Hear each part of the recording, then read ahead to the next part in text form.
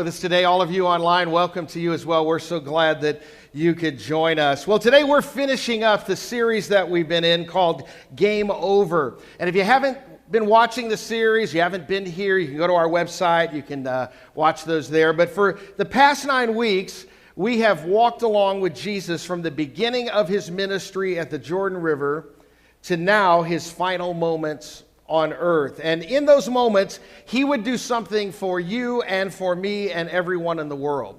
So this morning, in some ways, right, this is kind of the end of our journey. But in many ways, it's also a brand new beginning. And last week, we left off on our story with Jesus and his guys in the city of Jerusalem. You may remember they had come there to celebrate Passover. He arrived with thousands of people cheering him on as their new potential king. Now, for context, the city was crowded with Jewish people who were expecting something than just another Passover celebration. They thought that just maybe this might be the Passover where Jesus would declare himself as the Messiah. You see, many of them along the way had heard him teach, had seen him perform miracles, and they knew that there was something different about him. Now, the temple and religious leaders tried to separate the crowds from Jesus, but they were unsuccessful. In fact, his enemies realized that there was no way they would ever win over the crowds that had experienced him teaching. One of them even said this in a meeting about trying to deal with Jesus in John 12:19. Look at the screen behind me. See, this is getting us nowhere. Look how the whole world has gone after him. So in the streets of Jerusalem on that day, Jewish people were shouting. You remember what they were saying? Hosanna, and you're the king, as Jesus entered the city. The temple leaders, knowing that they had lost the battle, understood that the only way to stop this would be to somehow separate Jesus Christ from the crowd. Then they would have him arrested and ultimately have him executed. So Jesus makes it to Jerusalem. He secures a location for he and his guys to celebrate Passover. And they gather that night, remember, in the upper room, off the beaten path, so as not to alert or attract the authorities. Now, if you've read the story before, there's a lot of conversation in the room that night. He had hinted all throughout his 3 years of public ministry that he had come to earth to establish something brand new. And that night, he spoke plainly about his new covenant, this new relational agreement between God and mankind. The covenant would be the fulfillment of Abraham's covenant with God and would be the replacement for God's covenant with the nation of Israel established on Mount Sinai through Moses. And that very night, as they celebrated Passover, he gave them the new terms and new conditions of this brand new covenant. But unlike the previous covenant, there wouldn't be 600 plus laws. There wouldn't be even 10 commandments. In fact, there wouldn't even be 2. The new covenant command had only one command, and it was this. Look at the screen. John 13:34, as I have loved you, Jesus says, so you must love one another. It would serve as the foundational ethic of morality for his brand new movement called the church. Now, you can imagine what a crazy night it was for his disciples. It started with Jesus saying, from now on, right, when you celebrate Passover, we're not going to celebrate Israel leaving Egypt. Instead, when you celebrate Passover, look at this, Luke 22:19, you're going to do this in remembrance of me. Right, this bread is my body and the wine is my blood. And you got to get this, guys. They had no category for what he was telling them. They were sitting there dumbfounded and confused. Well, as the night went on, they could tell that Jesus was becoming more troubled. I mean, something was up. And where did Judas run off to, by the way? I mean, they'd expected him to be back by now. Then after the Passover meal, Jesus gets up and he says, let's go to the Garden of Gethsemane. Now, just for your context, that garden is located in the middle of the city. They'd been there many times before, but this time they went at night so no one would bother them. They go into the garden, and Jesus says, I want you to stay here and pray. I'm going to go on up ahead, and I'm going to pray alone. And he prays that agonizing prayer, you've probably read it before, where he essentially says to his heavenly Father, Father, you and I both know what's about to happen. And if I had a choice, man, I'd choose a different choice. But not my will, but your will be done. And then you know what he does? He gets up, And he goes back to check on the guys. And what were they doing? Sleeping. And he wakes them up and he says this in Matthew 26:40. Look, could you not even pray? In fact, some of you grew up reading this in the King James Version. Could you not even tarry with me for an hour? And then Judas shows up from nowhere, but he's not alone.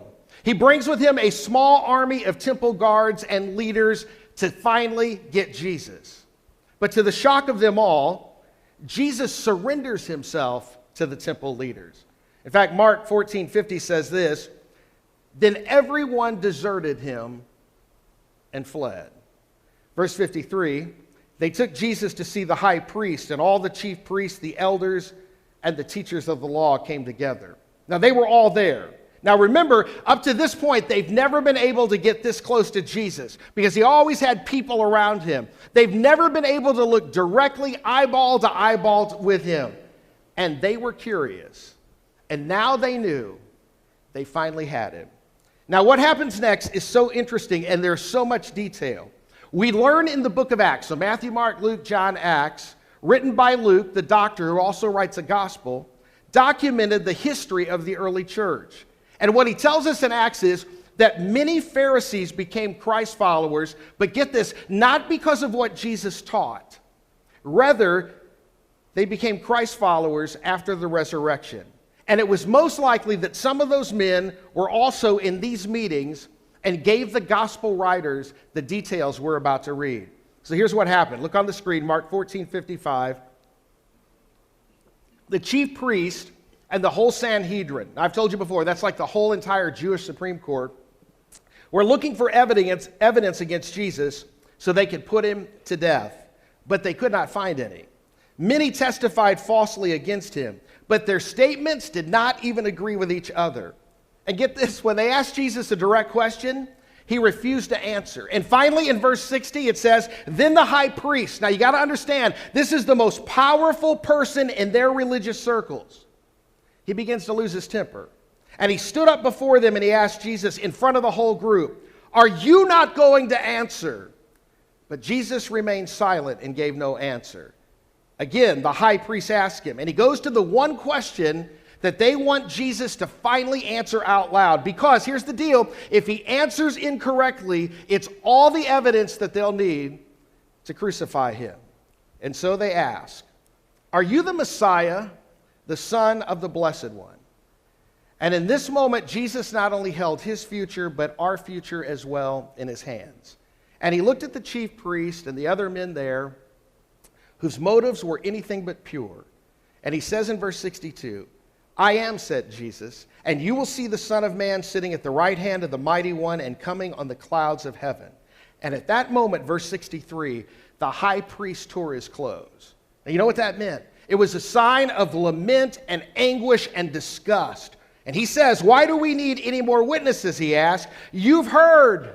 Right, all of you are witnesses to this. You've heard the blasphemy. Verse 64, they all condemned him as worthy of death.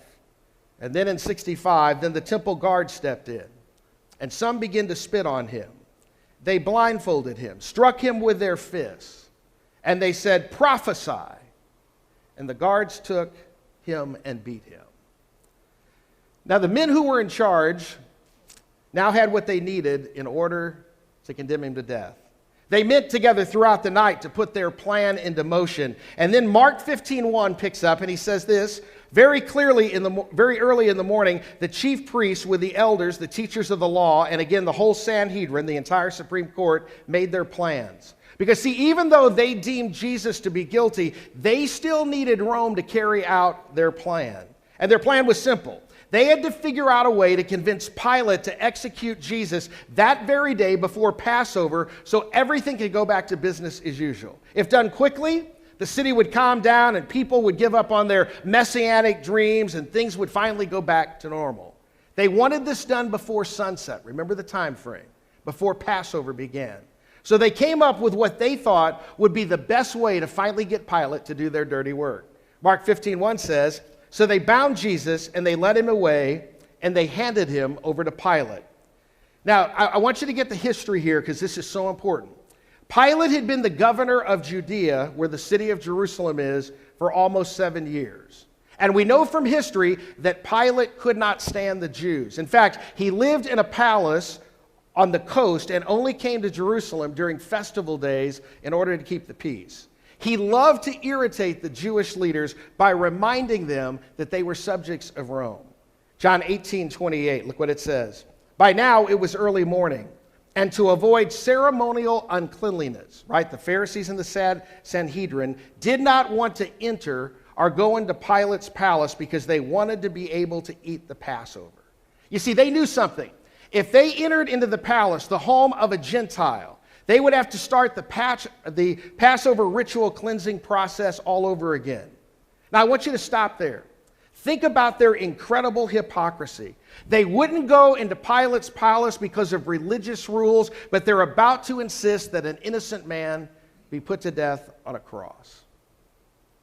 Pilate had no choice politically but to meet with them. Verse 29, so Pilate came out to them out of the palace and asked, okay, it's early in the morning.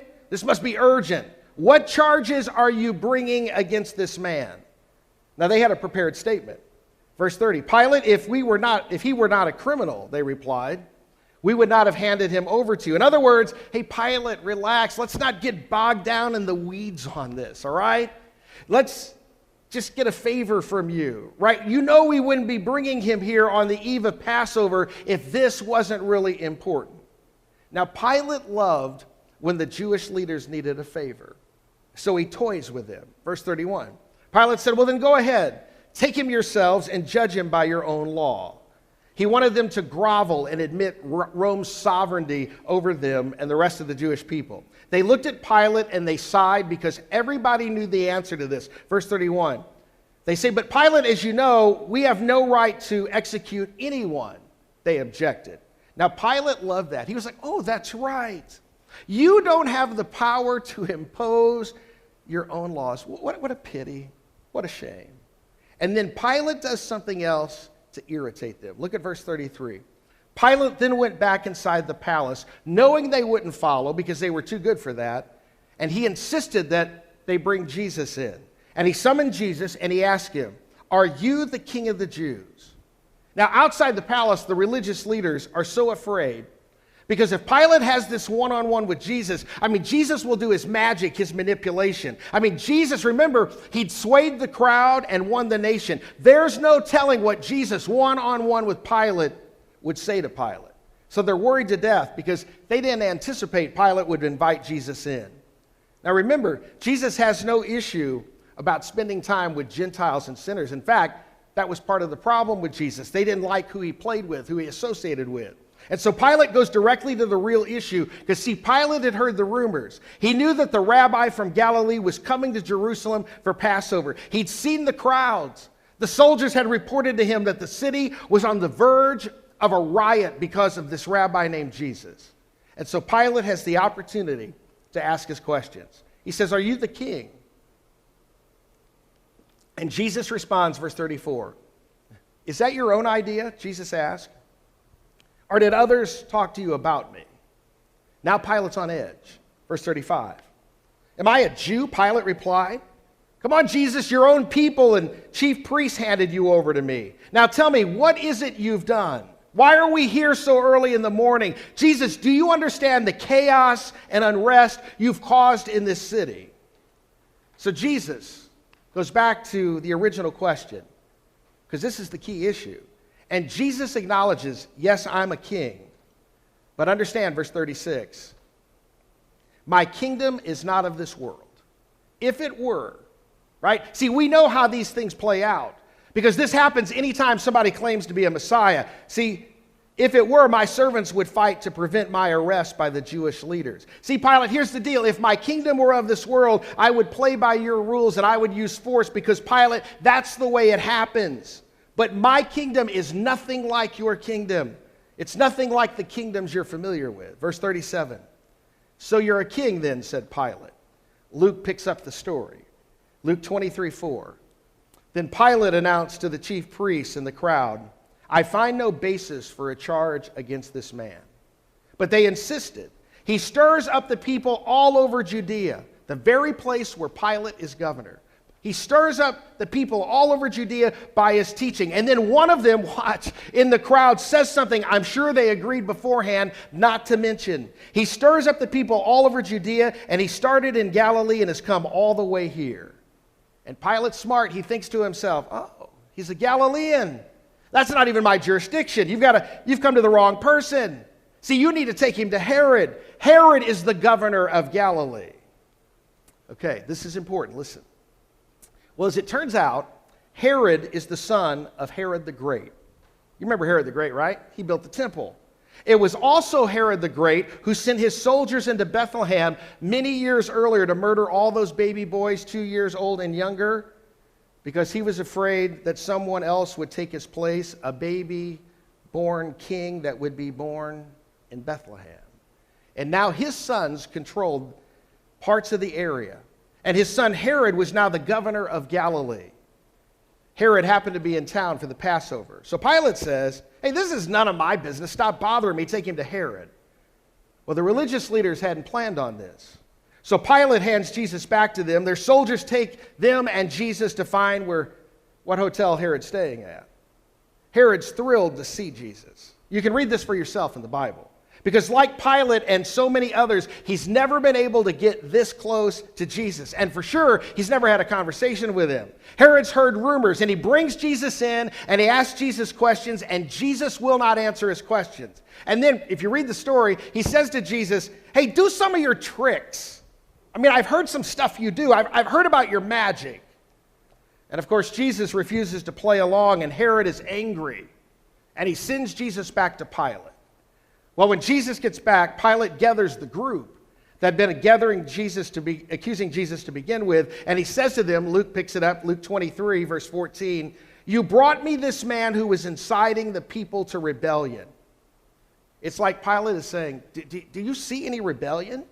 No, me neither. I've examined him in your presence, and I find no basis for your charges against him. Verse 15, and by the way, neither is Herod. For he sent him back to us, as you can see. He's done nothing to deserve death. Therefore, just to appease you, to get you off my front porch so we can get on with Passover, I will punish him and I'll release him. Verse 18. But the whole crowd went crazy and they shouted, no, away with this man. And then John, the gospel writer, picks up in John 19, verse 1.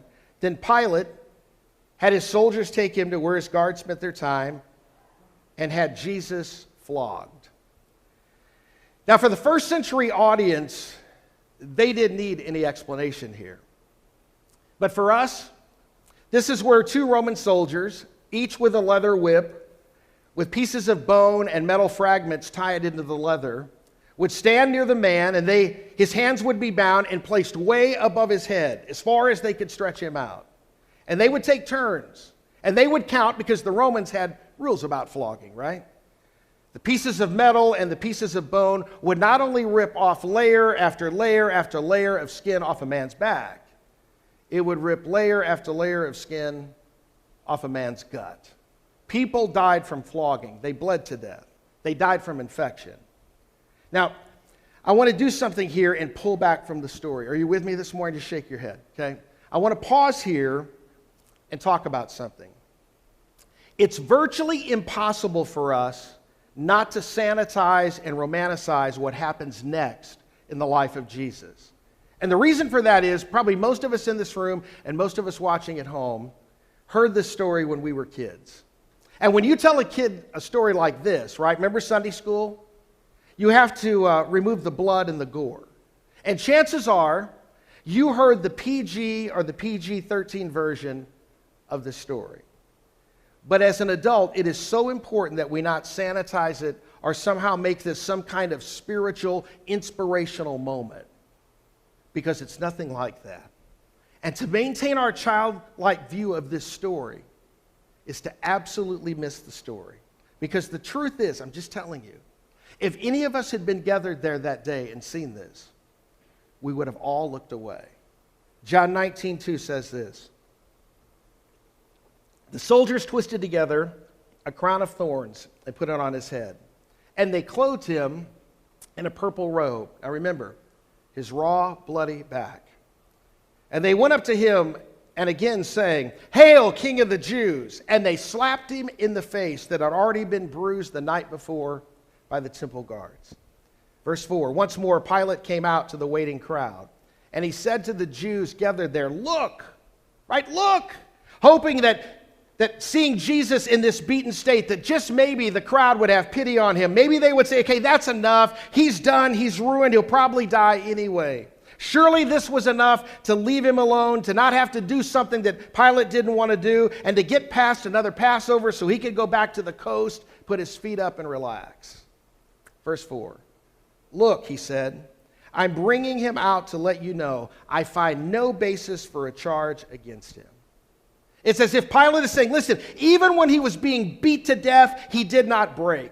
Even when he was being flogged, he did not shout out and confess things that he knew weren't true in order to get my men to stop the torture.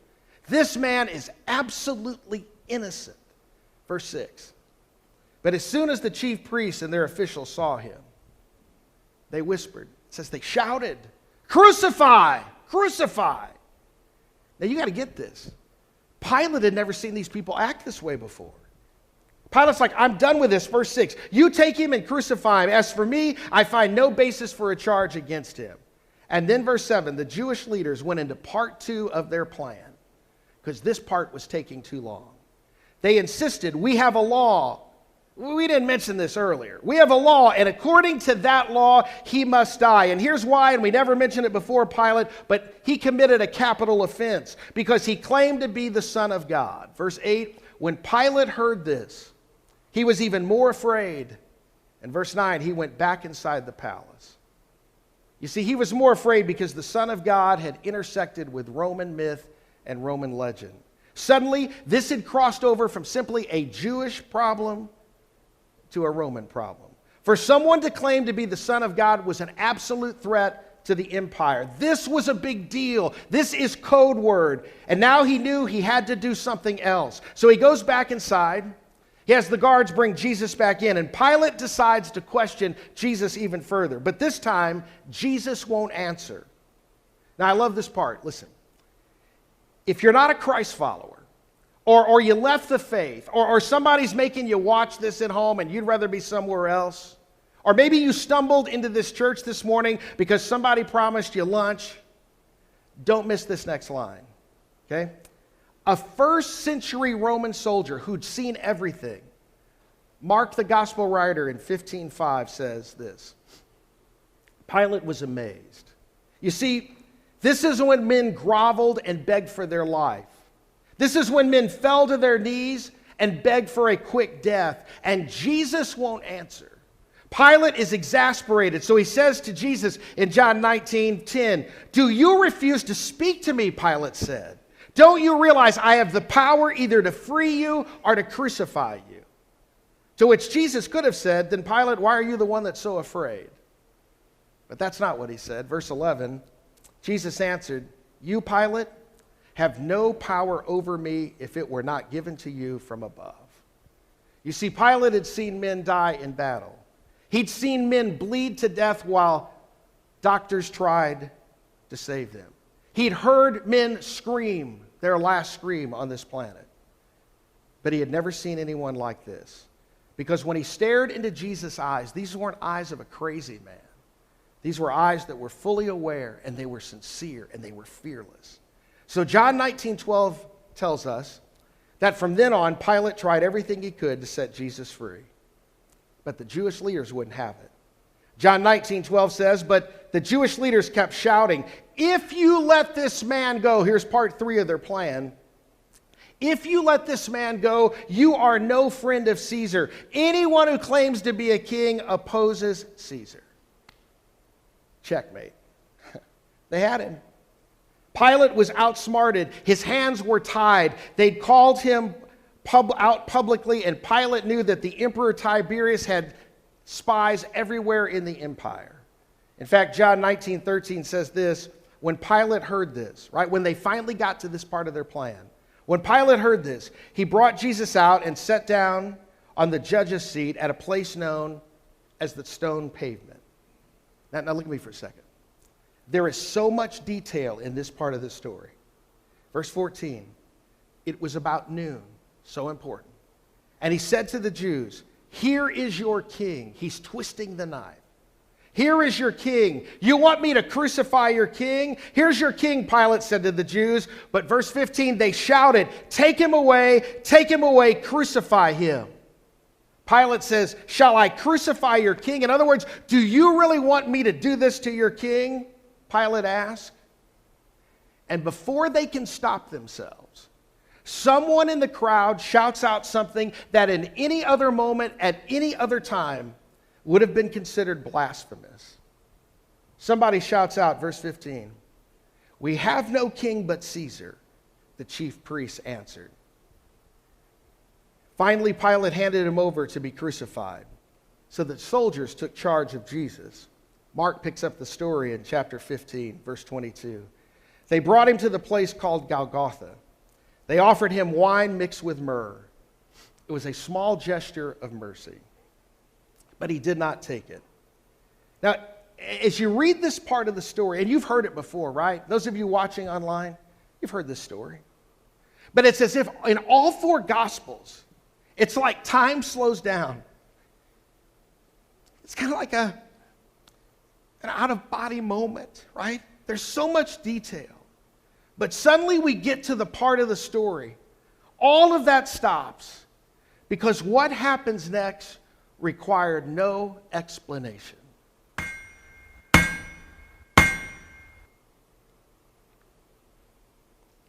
Verse 24.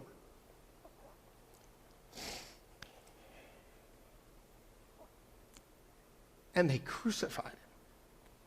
Wow. See, crucifixion was invented by the Greeks. It was perfected by the Romans. See, it could take a man days to die from crucifixion, depending on how healthy the person was and how well the Romans had done their job. See, crucifixion, the goal was prolonged death. In fact, crucifixion was so gruesome that church leaders from then on banned it from any depiction in art until the 4th century, when Constantine became emperor and banned it as a method of execution. C.S. Lewis, the Christian writer, wrote this. He said, the crucifixion did not become a frequent motif of Christian art until the generations which had actually seen real crucifixions were all dead. Look at me. You can't sanitize this. It was horrible. Crucifixion was a death inflicted upon by many, but was chosen only by one. Jesus hung on a criminal's cross, and darkness reigned as though heaven had lost. Now, here's something you got to know that makes this story so extraordinary. When Jesus died, there were no Christians. When Jesus died, there were no believers. When Jesus died, there were no followers. And here's why. Because throughout his ministry, Jesus claimed too much about himself. See, the central part of Jesus' ministry was not his stories or his teaching. It was what he claimed about himself. He claimed to be the resurrection and the life, and you can't crucify the resurrection and the life. He claimed to be the Son of Man or the Son of God, but the Son of God can't be arrested by Romans. He gave every indication that he was God's Messiah that they had been waiting on for hundreds and hundreds of years, but God's Messiah can't be put to death by a foreign power. See, if Jesus was crucified, clearly he was not who he claimed to be, and he was not who they believed him to be. See, there was no dream. There was no movement to keep alive. It was over. Well, Joseph of Arimathea, a Sanhedrin, part of that Supreme Court, a friend of Nicodemus, by the way, who we met earlier in the series, they risked their lives and they asked Pilate for Jesus' body. Now, you know this, in the first century, a crucified person could not be buried. They were taken outside the city of Jerusalem. They were put on a trash heap and left for the dogs to devour. But they went to Pilate, and I'm sure they exchanged some money, and they got permission to actually take Jesus' body and to bury him. Now, he was not who they hoped he was, but he certainly deserved better treatment than this. He certainly deserved to be buried. Sabbath would be here soon. They had to hurry. The religious leaders asked if the other two criminals had been crucified, who'd been crucified next to Jesus, had had their legs broken. Now, that was usually done death, and then we sanitize it, and we pretend it wasn't that big of a deal. Father, all of us in this room and all of us watching, it's because of our sin, because of our screw-ups, because of our hang-ups, because of the junk that lives within us, that Jesus had to die, and that he rose again in order for us to not have a religious experience, but to have a relationship with him and to know him and to be different. So, Father, we pray this morning that the words of this story, the truth of the resurrection, would do more than just cause our tear ducts to flow water. It would do more than just cause us to reflect in this moment. But Father, it would impact how we drive and how we live and how we bank and how we invest and how we treat our family. It would impact how we go to work tomorrow and treat people around us. It'll impact what we do if we go to a restaurant today and how we treat a waiter or a server. That, Father, that we wouldn't just say that we're in a holy huddle this morning in this place, just becoming more religious and having this moment, but Father, there would be a transformation in our hearts, in our lives. Not because of what Jesus taught, but because of what Jesus did. That he rose from the grave to prove that he is the Son of God, that he is the Messiah, that he's the one that we can place our hope and our trust in. So, Father, for those who are Christ followers in this room or watching online, Father, our best example to a culture that doesn't even know, some don't even care, some are so confused. Father, our best example to them is not to yell at them and preach at them and get mad at them. God, we've done all of that. But Jesus reminded us that the one commandment that we're to obey is to love them as he's loved us. So God, help us. As Christ followers, many times we're so worried about our bumper sticker and our slogan. We're so worried about Jesus saves and John 3:16 being on a placard. We're more concerned that our it looks good. And yet you've called us to live out this love that Jesus has for us to those who've yet to meet him. And Father, for those here this morning and those watching who may not be a Christ follower, I get it, they may be Catholic, Presbyterian, Lutheran, Methodist, whatever, Baptist. But Father, the entrance into heaven is not our religious persuasion. It's not our denomination. It's the yielding of our life to your Son, Jesus. So Father, I pray today they'd take one more step to discover you. Father, how much you loved them. And despite what we're living through and what we're going through, that our hope is eternal because Jesus Christ rose from the dead. Father, we love you and we thank you for these moments. It's in Jesus' name I pray. Amen. You know, isn't it amazing? I think I've told this story. I've been doing this 36 years. I've probably told it a lot of times. And every time I hear it, every time I tell it, wow, isn't it powerful? It's time to live it, right?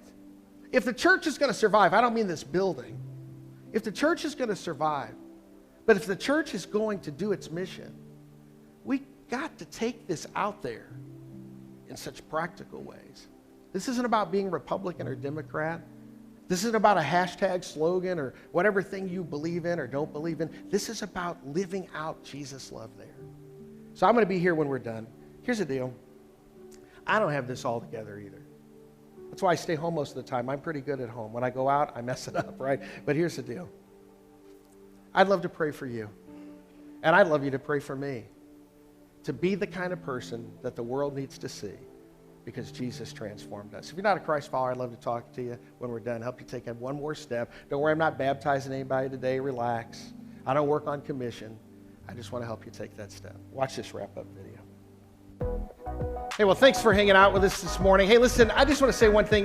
Nick, back there in our light tech booth, this is his last Sunday with us, taking some steps, doing some other things. Been here with us 4 years. Nick, thanks for all your help there. Would you join me in thanking him? Awesome. We're going to miss him. So if you know how to turn on a light, well, a little more than that, but a little more involved. But if you like lights, you might want to see John, and he can help you find how to control all these things. Anyway, we're glad you're here. Thanks for being here. Be safe as you go out. Enjoy your day. We'll see you next Sunday. Take care.